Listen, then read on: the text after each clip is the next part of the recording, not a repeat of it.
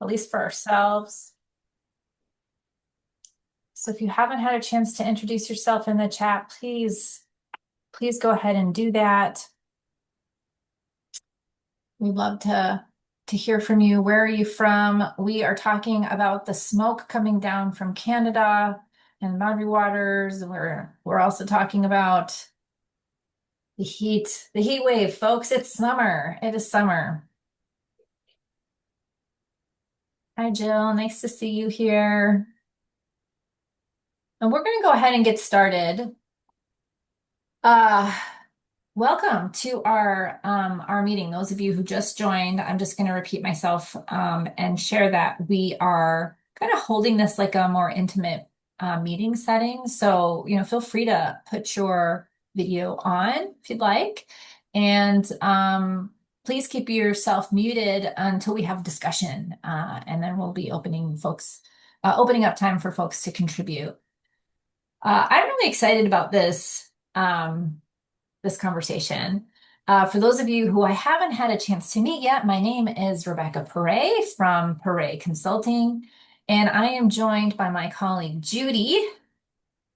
And Judy is a senior consultant with us and fantastic, and I am so glad to have her as a partner here as we do this work together. So we are going to talk about the most exciting topic, which is when institutional systems can't keep pace. And I recognize that this is not necessarily a common topic that you encounter. We're going to explain a little bit more about why this is so important and why it's something that you want to be paying attention to. A couple of weeks ago, we did a workshop on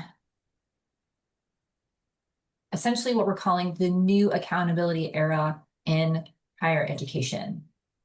And if you haven't had a chance, if you missed that or didn't get a chance to watch the video, I just threw that in the chat for you. That is,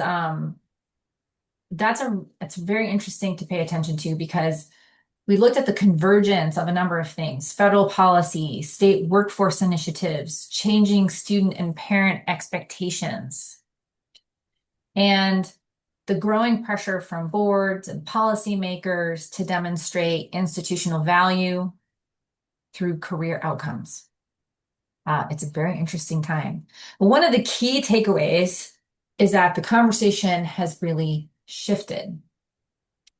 So when we think about career and career outcomes, they're just no longer viewed simply as the responsibility of career services. They really shouldn't be.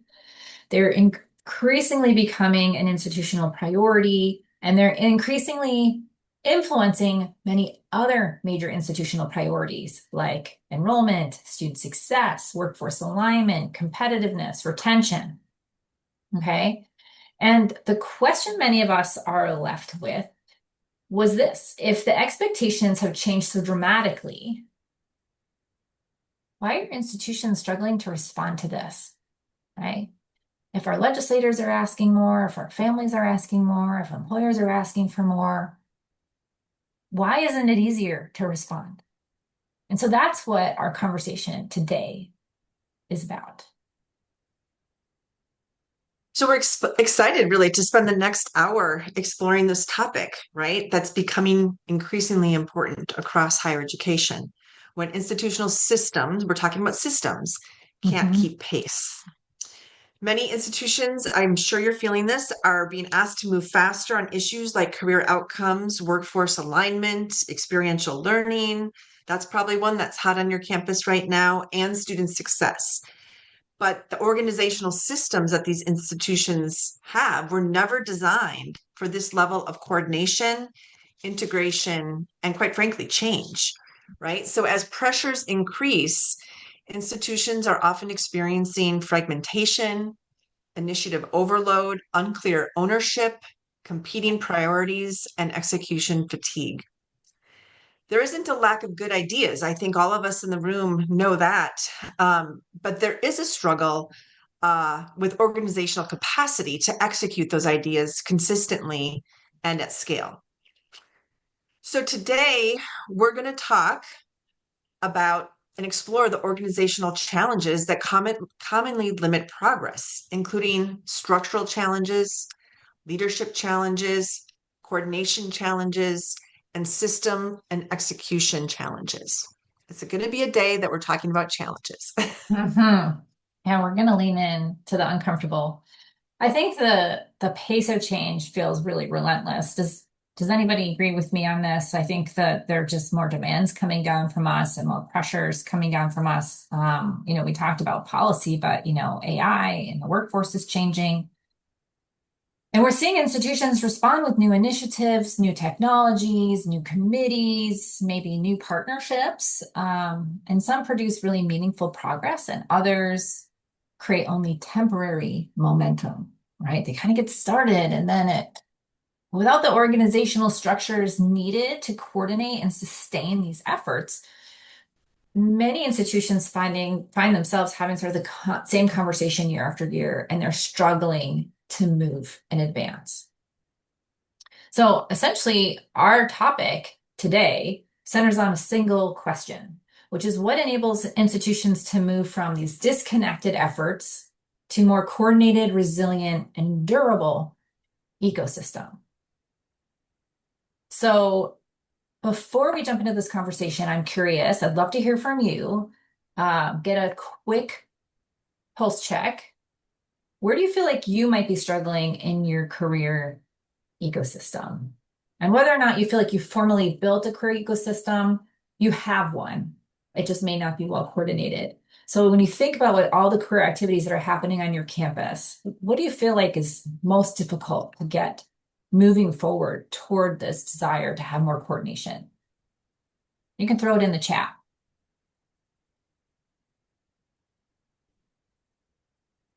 Where are you struggling the most?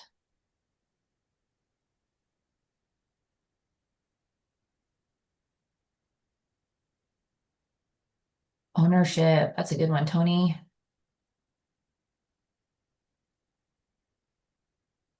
What else is coming up for folks?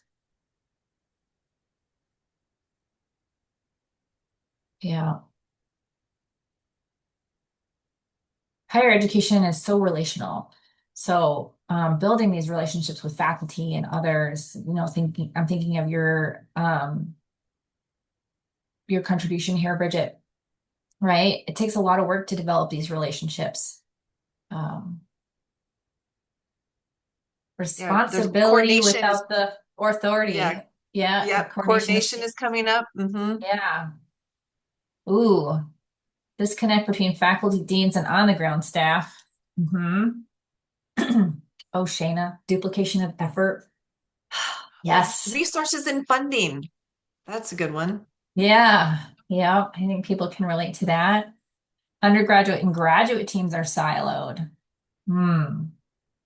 Initiatives are not well thought out. They lose momentum. Ooh, interesting, Chelsea.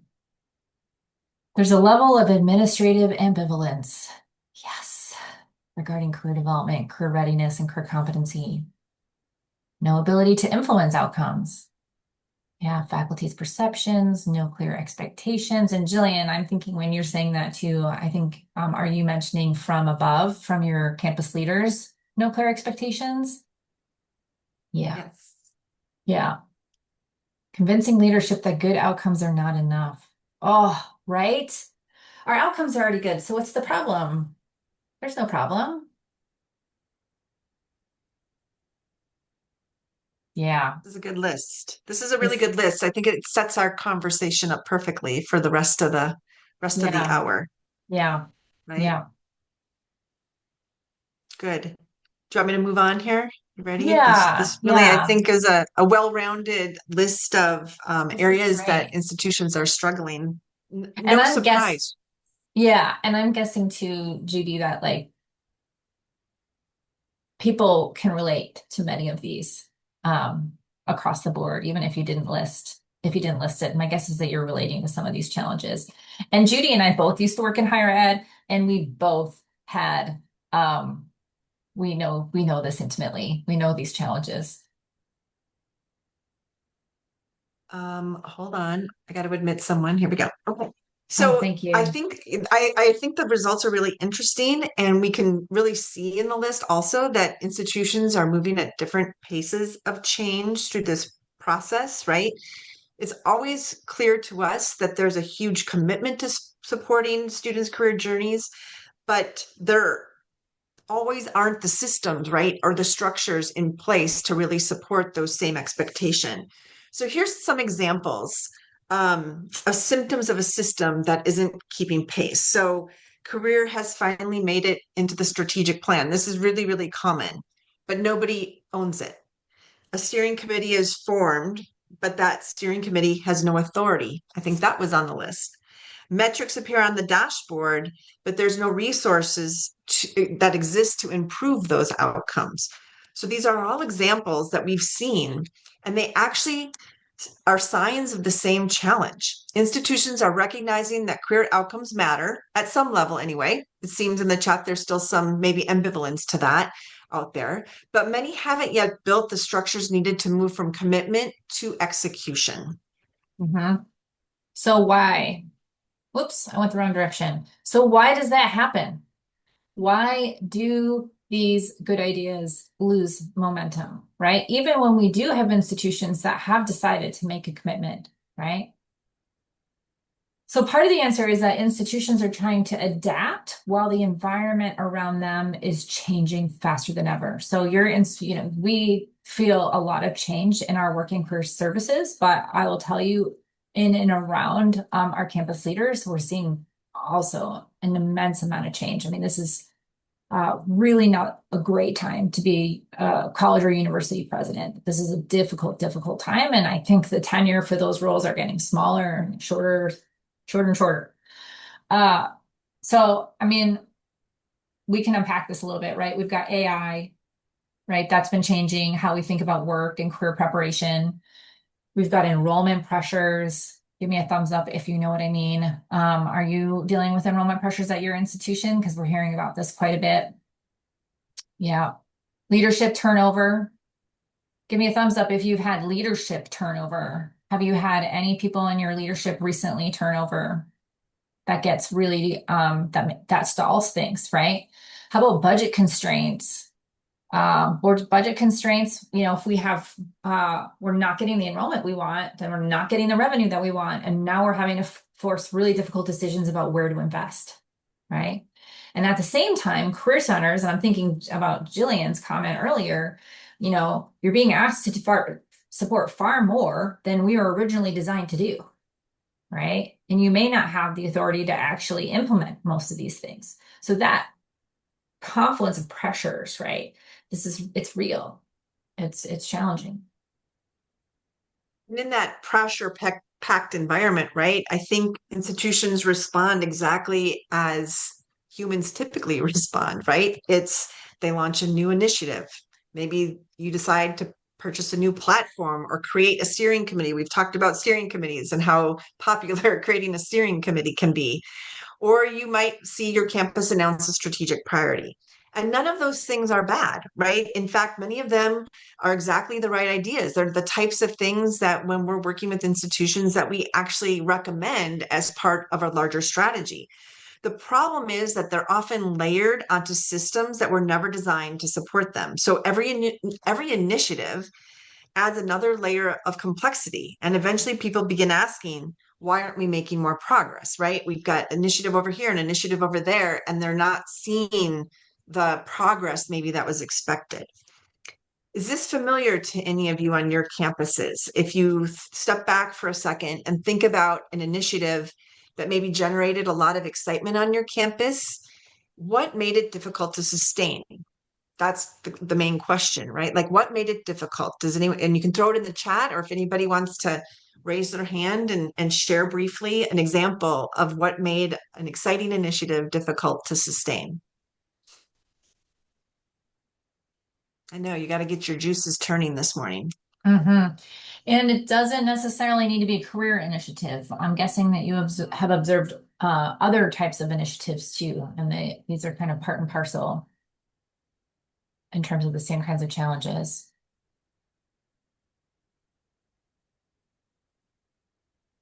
Quiet group this morning. Oh, here, let's see. No authority to carry it out. Mm-hmm. Any specific initiatives that anyone wants to throw out there? Right. So authority to carry out an initiative, that's a big problem Mm-hmm. often. We've seen some examples of, for example, metrics related to experiential learning, right, that are posted on enrollment websites, things that you kind of ask yourself, how could that be true? Right. So experiential learning initiatives or internship initiatives that, 95% of our students have internships. And I'm like, really? Mm. Where did you get that from? And we have death Okay, by let's see. committee. Jillian's contributing. Yes. Thank you, Jillian. Death by committee, creating committees to decide what committees will discuss and then who will sit on them. But they're not the same committees, if I remember Yep. correctly, talking to Jillian about this. Yeah, different committees for different parts of action, right?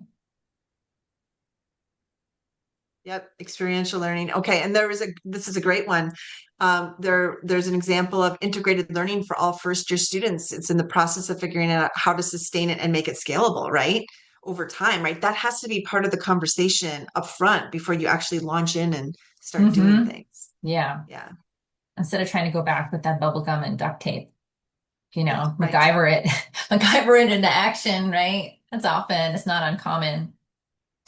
There's so in higher education, there is, right, such a will to do the right thing for students. And I think that's kind of what we're bumping up against right now, right? Good people trying to do good work. And yet the bigger question is, how do you sustain it over time? Yeah. Authority to execute official partnerships with promising employers. Yeah, that authority piece is really, really key. Yep. Mm-hmm. Yeah, I've noticed Those are that great surfaced already a examples. couple of times. I wasn't expecting authority to come up as much, and I'm glad that it is. Yeah. Yep. Because that's really, really key. So let's talk about this a little bit more. When we ask institutions why promising initiative lost momentum, the answers are pretty consistent, right? The champion of it left. The president retired. The steering committee stopped meeting.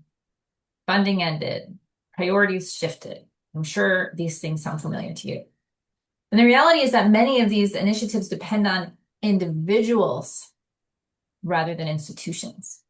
Okay, so individuals, not institutions, and they're held together by relationships instead of structures, right? So by influence instead of by authority, by enthusiasm, the ability to sell these ideas, right? Instead of accountability, right?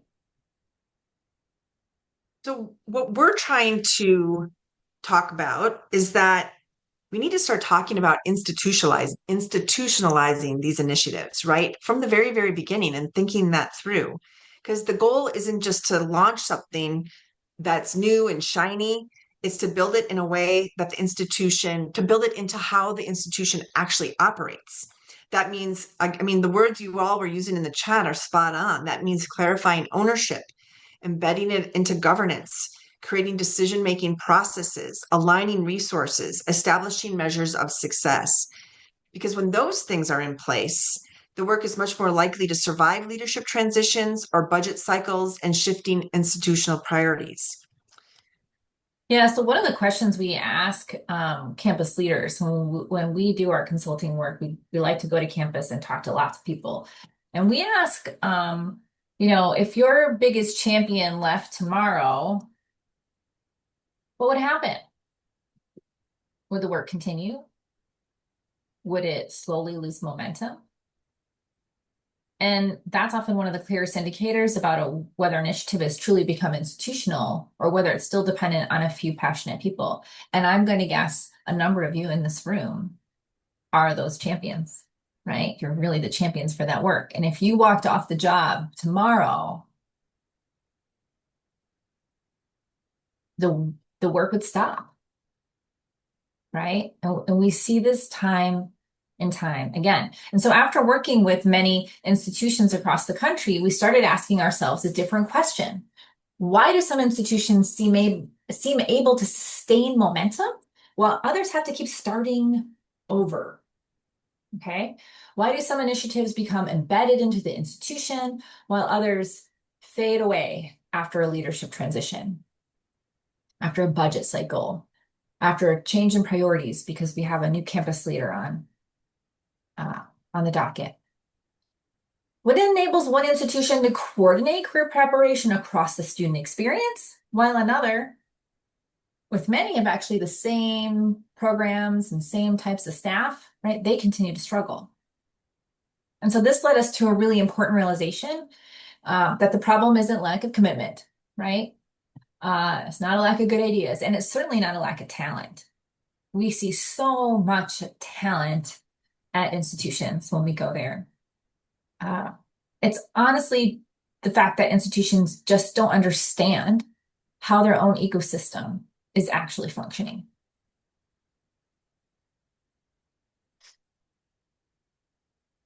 So, career ecosystem, I talk about the career ecosystem myth because it's a phrase we hear almost everywhere we go. We want to build a career ecosystem, and we completely agree with that, right? But when we ask leaders what they mean by that phrase, the answers are surprisingly different. In fact, this would be a question that might even be something you could take back to your own institution, a conversation about what does the career ecosystem mean on your own campus? Mhm. Because we hear many, many, many different answers when we ask them to describe what that phase means to them. And we're talking about when we're interviewing the presidents of institutions, the provosts of institutions, associate deans, the type of people, right, who have heard that phrase, but they haven't really stepped back to think about what building a career ecosystem really entails.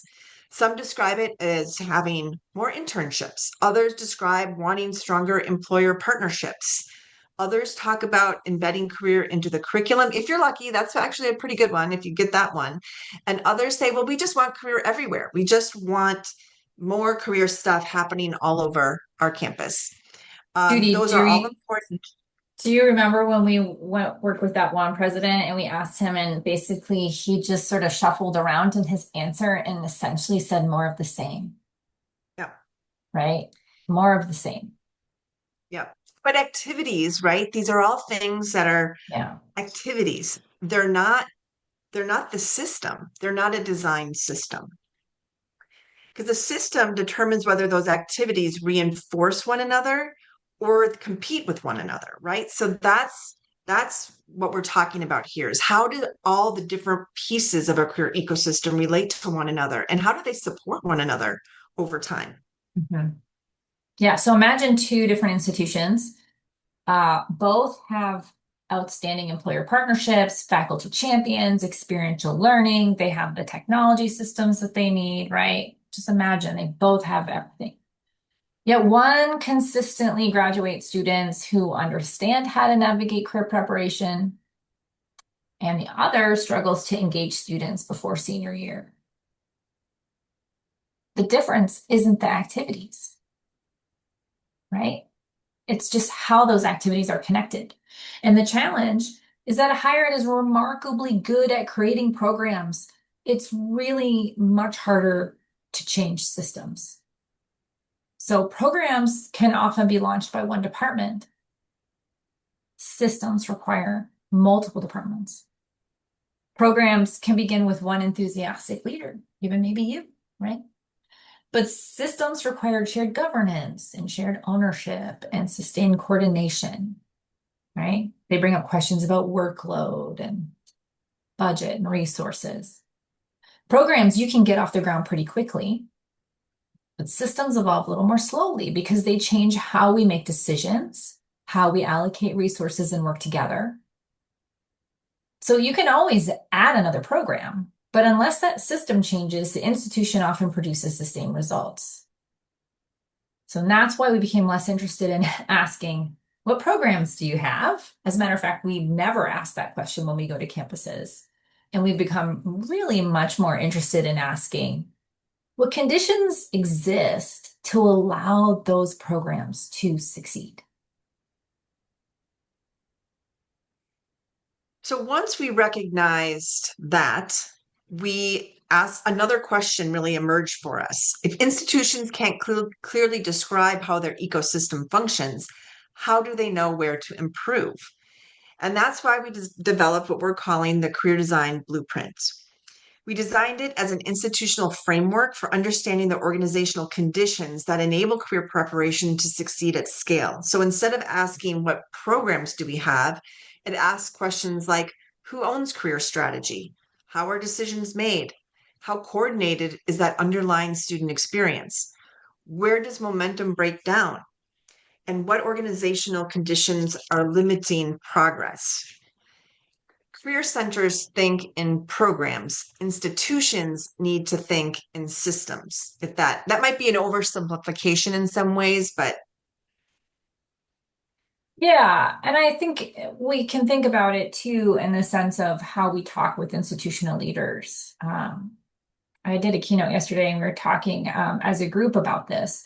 There's one thing to be able to talk about the programs that you are running, right? But when you have those same conversations with your institutional leaders, you may find that they don't actually resonate with this, that they are actually more interested in um, systemic issues and barriers that they can help break down, right? So part of our thinking too around the blueprint is how can we create a shared language to really support these difficult conversations when we really are trying to advocate for some change on our campus.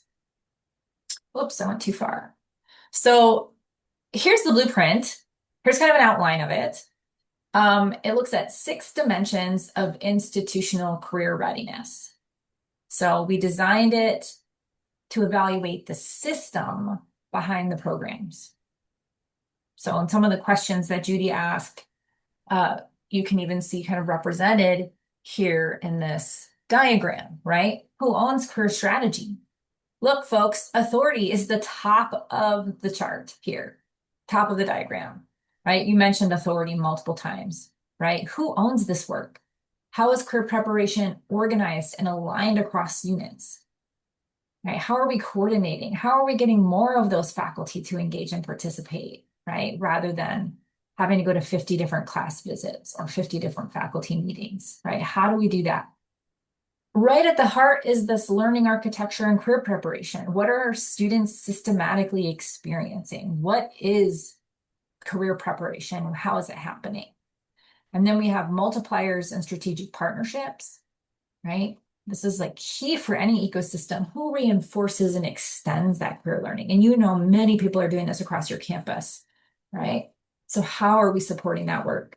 And then strategic execution and adaptive capacity, which is like, can we prioritize, execute, measure, and improve over time? Which is so important.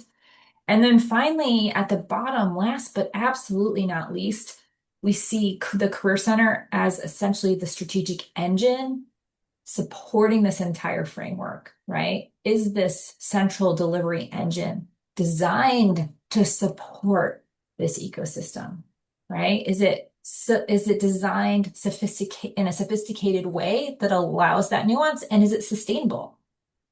So we're not going to go any further into that today. There's a lot to talk about with each one of these 6 areas. You can just imagine, right? But the important thing to understand is that they provide a systems view that most institutions have never had before. But again, a framework itself doesn't tell you where your institution stands. And so we're very excited to give you a sneak peek here of our career readiness, our career ecosystem readiness assessment. I'm still practicing it, folks. It's so new. Yeah, this is really exciting. I think, when you start thinking about, okay, how does that career design blueprint apply to your own institution? We're trying to help you take it to that next level, right? Where it's how does that framework help you think about your own ecosystem? So it aligns how your institution measures against that framework. So rather than comparing you to other colleges, it helps you understand how your own ecosystem is actually functioning today. It identifies areas of strength, surfaces hidden barriers, and highlights where your institution is most likely to gain traction. One of the most interesting parts of this work is that institutions are often surprised by what they learn, especially, when we're in our consulting process and we use that as the basis for designing this. They may assume that their biggest challenge is employer engagement. I'm only making that up right now, but only to discover it might be the governance piece of their ecosystem. Or they believe students need more opportunities, when the real issue is that students can't find the opportunities that already exist. Or they think they need another technology platform when the real challenge is that no one owns coordination across that institution. So the framework helps distinguish symptoms from root causes, and that's where meaningful change begins, right? Conversations, I think, about meaningful change. This provides that structure to have conversations. Yeah. Um, Permit me to diverge for a minute, Judy. So I Yeah, can't tell you yeah, how yeah. excited I am. We've been developing this for many, many months, and this like contains a lot of our intellectual property. So you're the first ones who are looking at it. So we're excited that you're here for this.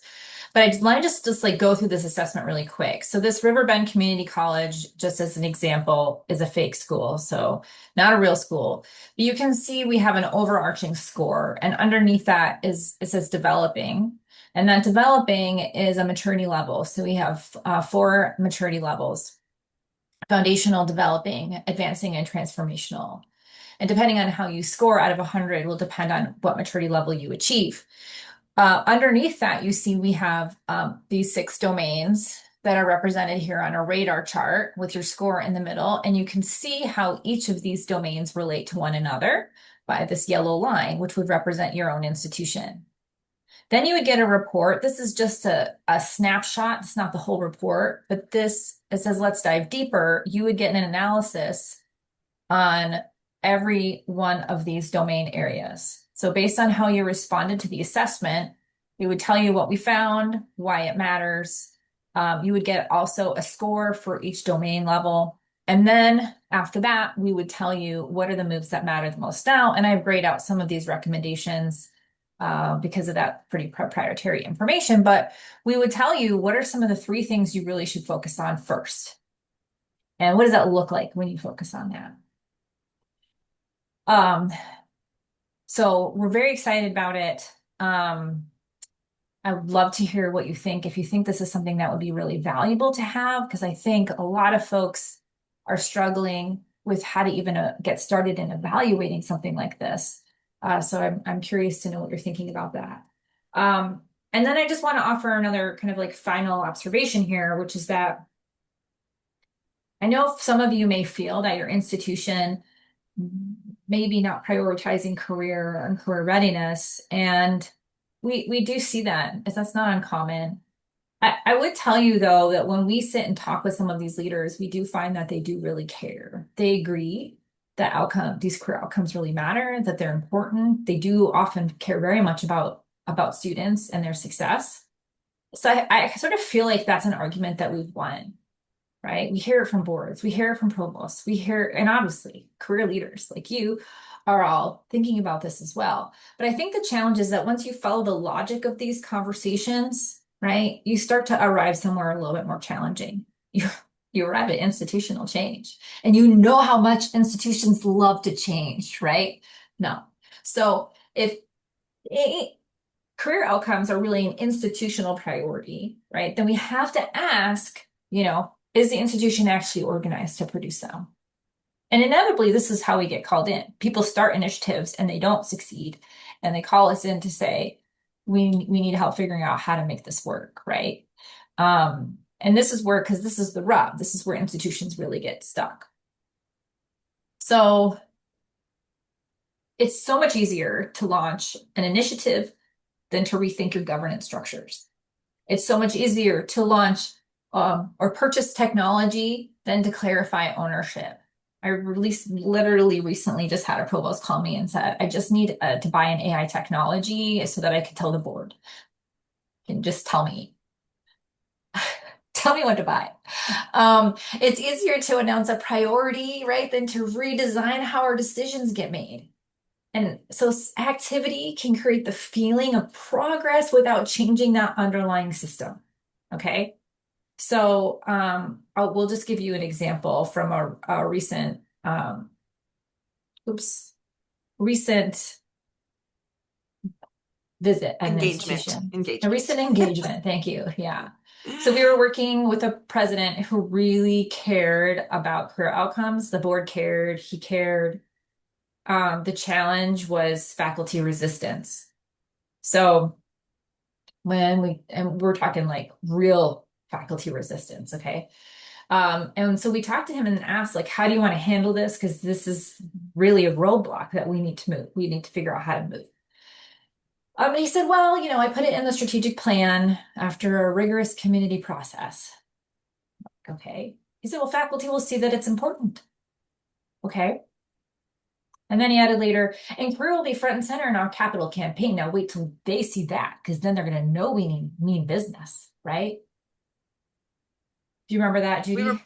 yeah, I remember it. And we were both listening to him as he was talking. And I just remember thinking, that's not how change happens. People don't change because priorities are announced, they change because priorities become embedded into the institution through governance, through incentives, which are really important, through resource allocation, through accountability. Even though accountability in higher education is difficult, but some level of accountability and through decision making, right? So that's the difference between launching an initiative and building an ecosystem, right? Is really thinking holistically about how all of the ways that higher education works are part of building a career ecosystem, really. Yeah. And I like so, the Alicia's comment in the chat here. She said, box checking makes it appear that you're doing something when you're not doing anything truly impactful, yeah. right? So like that's another great way of describing some of the typical things that a lot of us have done in the past, right? Where we are just trying to help some students. And so we try to Mhm. do what the scope of our authority allows us to do. We try to create a program for a particular population of students, which is sometimes really, really important, but it doesn't necessarily sustain over time because of some of the barriers that you all mentioned earlier in this discussion. Yeah, and I think, right, like having conversations about this is really challenging with institutions. And I truly believe that your institutions want the best for your students, your campus leaders do, but they struggle to know how to talk about it. They don't know how to talk about it. They don't know how to conceive of it other than maybe what kind of personal experience they had.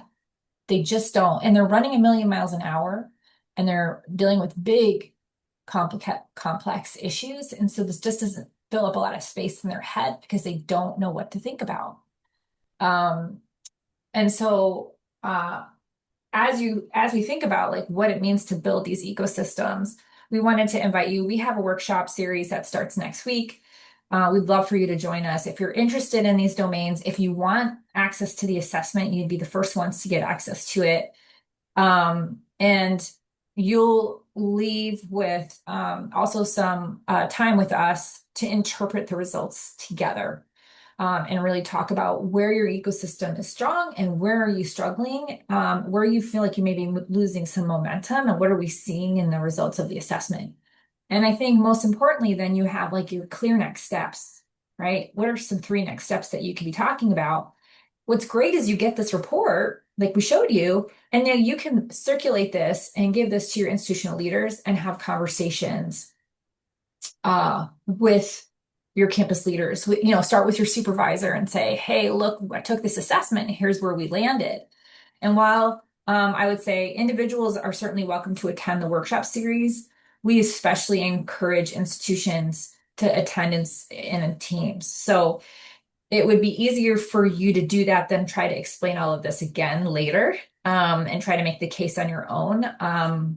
But again, I think that the assessment is helpful, but really what's I think really exciting is that you're creating a shared language now with your institutional leaders about how to talk about career strategy, right? Not just career services, but career strategy across your departments. Because this lasting change is not going to happen through one office alone. And I see, part of one of the reasons why we're bringing this topic up to you is because sometimes you feel like you're running and you're running and you're running and you're just not making progress. And we want you to know that you're not alone. You are not alone in that. And some of that is not because of your fault. It's because you're operating in a system that's not designed to support it. You can shift that. Now, what we're here to tell you is you can make those changes. The proverbial hamster wheel, absolutely. Um, so There's with that, if you're interested in joining us, this is the address by which you can join us. And then go ahead, Judy. there's a question in the chat that I think is really a good one to answer here about the Yeah. assessment itself. Who would actually take it, right? Is it the administrators, career professionals, students? And then once the data is obtained, how do we move the needle? So I think those are two great questions that we can answer quickly. Yeah, that's really great. Do you want to answer them or do you want me to? Sure. Well, the first one is, it's designed really for career leaders or provosts or individuals who are involved at some level, right, in creating a career strategy or decision making, ideally. So it's not designed for students.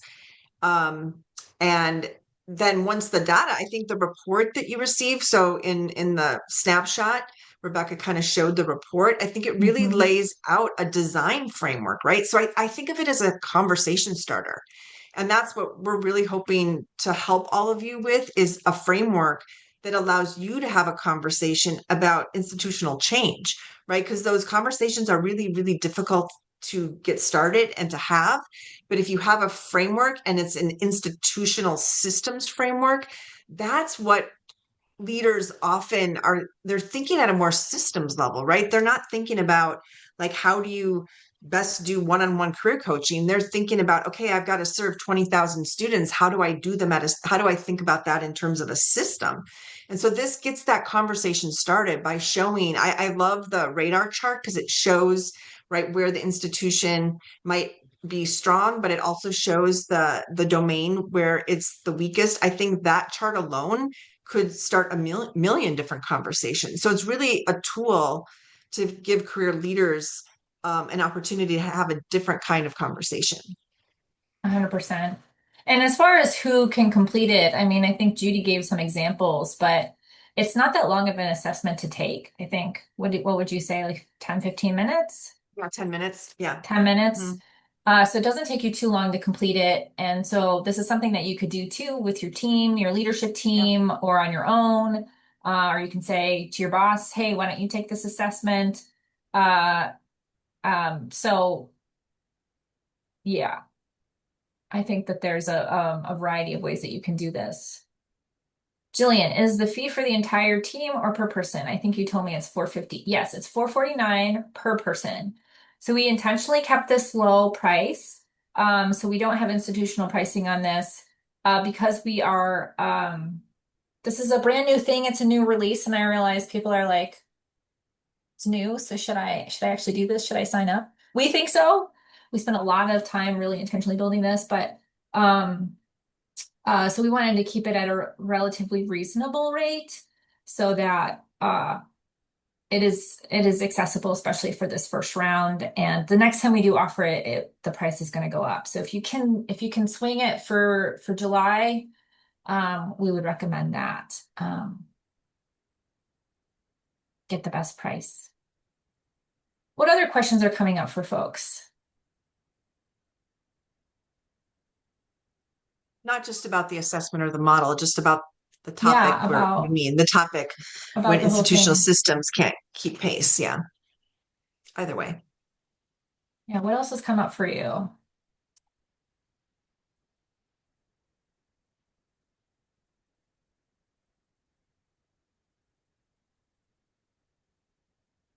No questions coming up? I have a question for you all, if you were willing. So we talked about the six dimensions of the ecosystem, and we kind of started out by asking where some of you were struggling. And you talked about a number of these different areas, right? Like authority, you talked about partnerships, um, coordination. These three came up quite a bit, I would say. Where do you feel like you're not having that issue?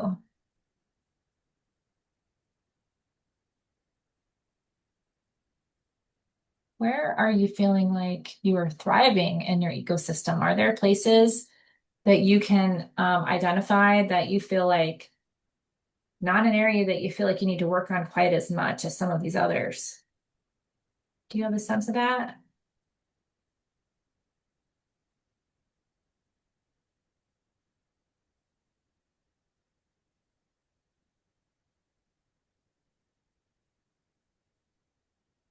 Career Center. Our coaches and folks are awesome with students. Yeah, that's really tremendous.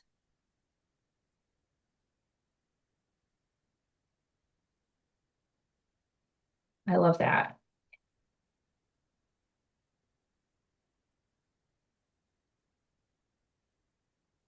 Yeah. I, Go ahead, and Judy. you know what? Alicia's question actually is part of like the purpose behind all of this work. At what point is it Yeah. truly acknowledged that many students don't know what they're missing when it comes to career services? And I think that that is exactly the point. Our traditional career centers were not designed to serve all students on a campus. And I think that is what this conversation about a career ecosystem is really all about, right?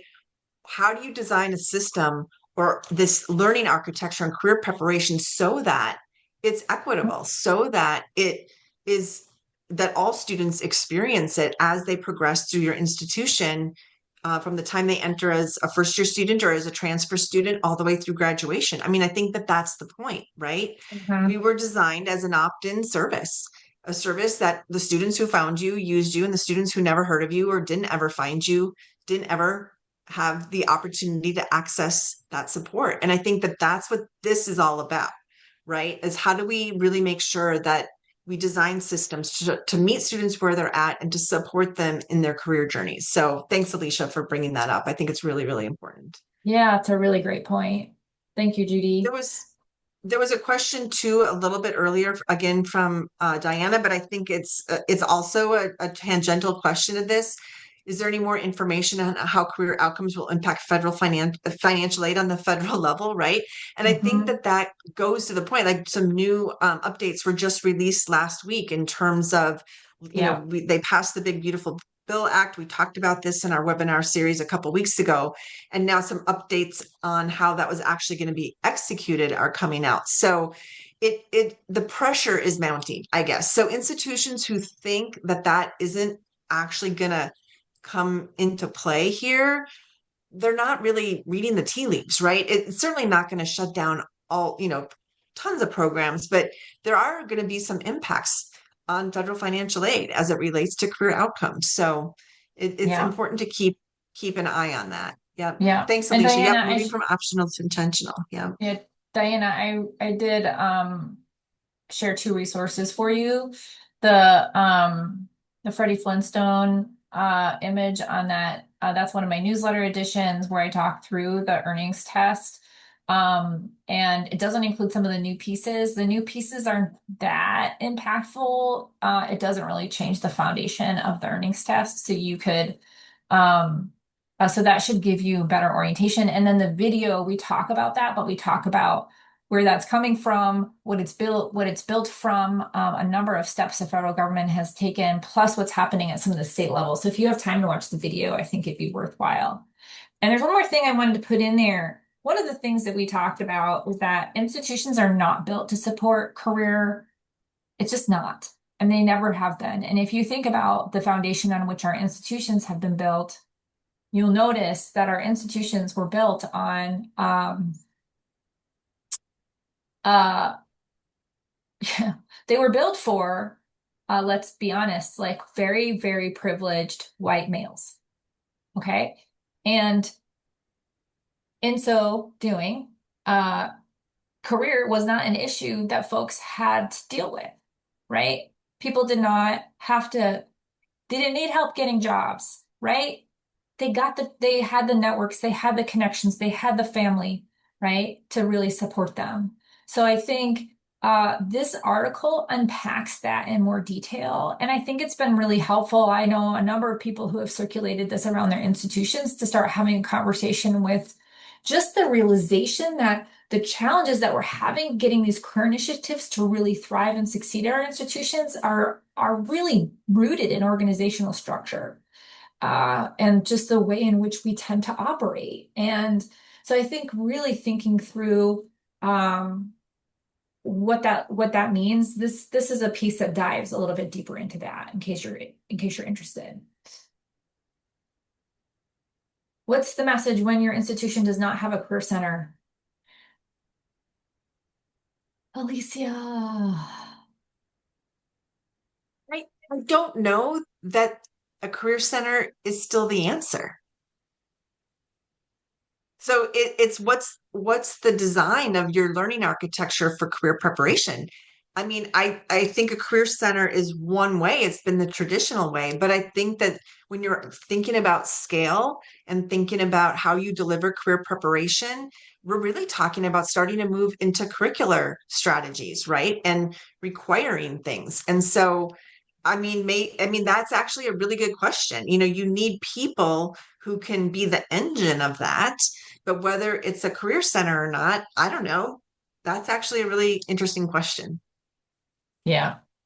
I mean, I think you still need, right? If you go back to the blueprint model, we have the career center there. And much of that function of the career center is really about how is the career center supporting the operation, the authority, the governance, ensuring that the curriculum is being integrated and how, and people have the training and support that they need, right? So the Career Center has some intentionality behind it, is important, but not in the same way that we think about it, right? And so, as a matter of fact, one of the jobs that we have when we work with schools sometimes is redesigning the Career Center so that they are capable of doing that kind of level of support. And it gives us an opportunity then to have a question, or I mean, have a conversation rather with institutional leaders to help them understand what that means. Because again, many of our institutional leaders are operating from what they are familiar with, right? And to some degree, that is, you know, tricky, challenging.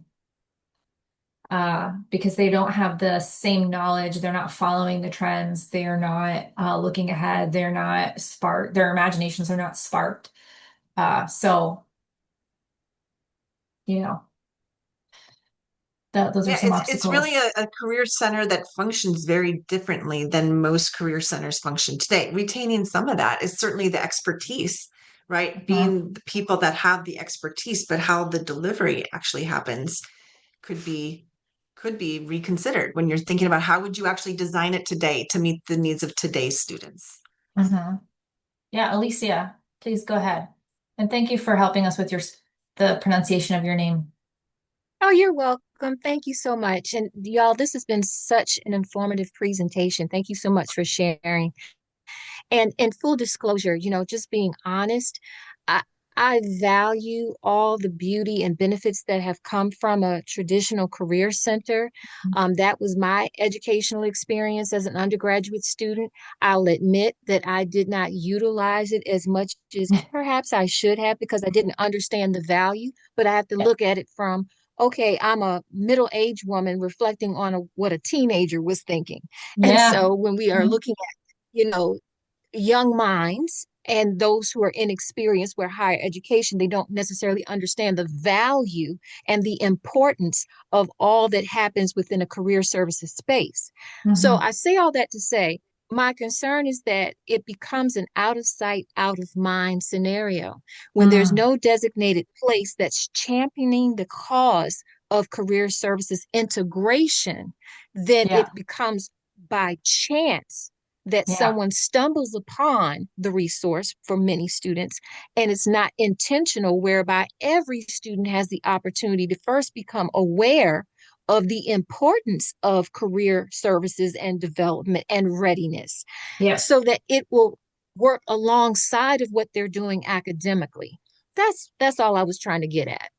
Alicia, I mean, your point is so valid, and I think it's really important to bring up here because, I know many of the institutions here, and thank you for those of you that are familiar with our work are here. We love seeing you here at these events. Many of those institutions are currently operating in that first scenario that you talked about. They are not reaching all students. Are not capable of reaching all students. There are very few places that are. And I remember, working on launching a career initiative and trying to design a career center model myself and trying to figure out how we're going to do this. And the person I was reporting to, the dean at the time, said to me, "Look, Rebekah, we are never going to have the resources to support all of our students. We just aren't. So get creative." you're going to have to get creative because there is not a way to do this. The answer is it needs to be integrated, right? We need to leverage those multipliers and strategic partners across our institution, right? That is really critically important. And yes, we need a champion. And I think when we think about what is the role of the Career Center, in so many ways you described it beautifully, right? Like, what is the engine doing? It is developing those tools and resources that our multipliers can use. It is being the champion. It is educating the community. It is keeping this in like high visibility, right? And so much more. So I think you named it, and I think we're all on the same page with you. I think those are it's really, really important points. And so the ecosystem, this like blueprint that we've designed is really about what is that structure that ensures that students do have that support, do get that communication, that the engine is really ensuring that all those pieces can work together. So I realize we are at the top of the hour, and I just really want to thank you so much for being here. We can stay on for a couple more minutes if you want to. We'd love to see you at the Blueprint Workshop next week if you're able to join us. Following that, we have one on how to make the case for institutional career strategy. So actually, if you're in a situation where you're like, oh, I really want to have this conversation with my institutional leaders, that's another workshop that we're doing later this month. Check it out. It's all on our website, which I'm putting in the chat right now, so you can grab it. Thank you all very much for being here. I'm excited to share this stuff with you. And I'm looking at Shayna's message. I know it was very, very well said, actually. If anyone has a moment, read Shayna's message. Yeah, the information's on the website. It's not a strategy. Yes. Yes. Right. Yes. Yeah, we can be better, right? We can be better. And by the way, students don't go to websites anymore, right? Like they're not necessarily going to your website. They're just Googling it. They're asking ChatGPT. Going to ChatGPT. That's right. That's right. Thanks, Maggie. It was good to see you. Thank you so much, everyone.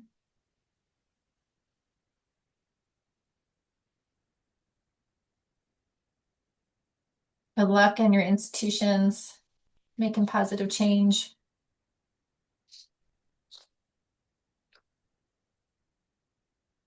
All right. Looks like we don't have any questions, and so I'm going to sign off. Yeah. Thanks, everyone.